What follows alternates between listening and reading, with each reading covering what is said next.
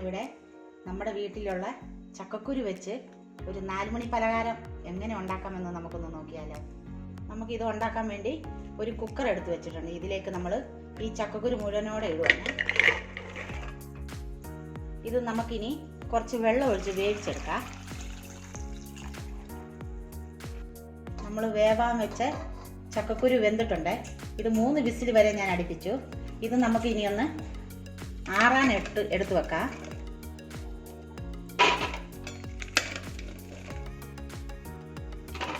ഞാൻ ചക്കക്കുരുവിൻ്റെ തൊണ്ടെല്ലാം കളഞ്ഞ് ക്ലീൻ ആക്കിയിട്ടുണ്ട്. ഇത് നമുക്ക് ഈ മിക്സിയുടെ ജാറിലിട്ടൊന്ന് പൊടിച്ചുകൊണ്ട് വരാം. ഈ ചക്കക്കുരു നന്നായി ഞാൻ പൊടിച്ചുകൊണ്ട് വന്നിട്ടുണ്ട്.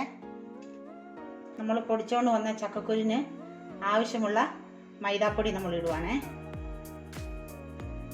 കുറച്ച് അരിപ്പൊടി. ഞാൻ ഇതിലേക്ക് ഒരു ചുവന്നുള്ളി അരിഞ്ഞു വെച്ചത് ഇടുവാണ്. കുറച്ച് കരിയാപ്പല അരിഞ്ഞത്,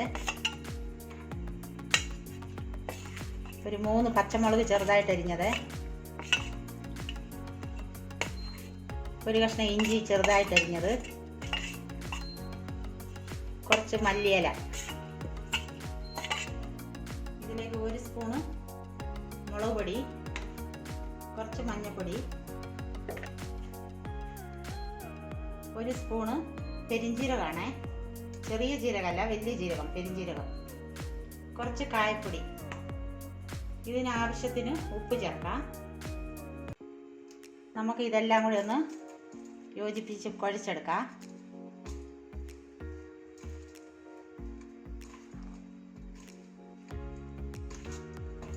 നമുക്ക് കുറേശ്ശെ വെള്ളം ഒഴിച്ച് കുഴച്ചെടുക്കാം.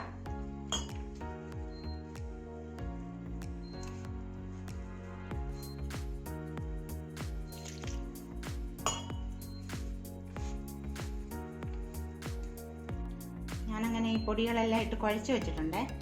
ഇത് നമുക്കൊന്ന് ചെറിയ ഉണ്ടയാക്കാം.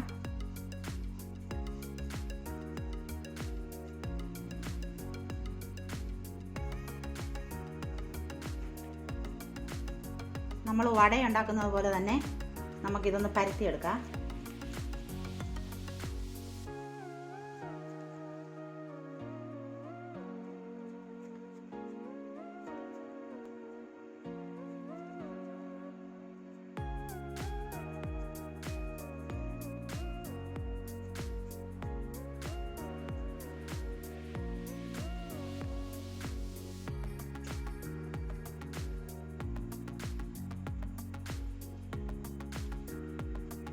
അങ്ങനെ ഞാൻ വടയുടെ രീതിയിൽ ഇതെല്ലാം പരത്തിയെടുത്തിട്ടുണ്ട്.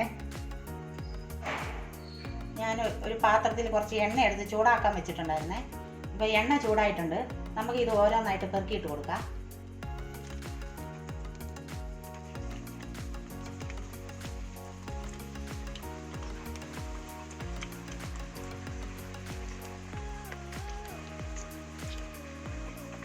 നമുക്ക് ഇതൊന്ന് മറിച്ചിട്ട് കൊടുക്കാം.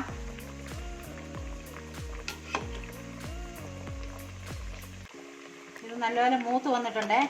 നല്ല ബ്രൗൺ കളർ ആയിട്ടുണ്ട്. നമുക്കിതൊന്ന് കോരിയെടുക്കാം.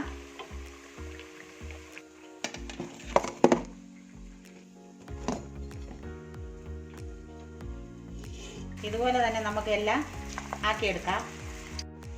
അങ്ങനെ നമ്മുടെ ചക്കക്കുരുവിൻ്റെ വട ഇവിടെ റെഡി ആയിട്ടുണ്ട്. ഇനി ആരും ചക്കക്കുരു കളയല്ലേ.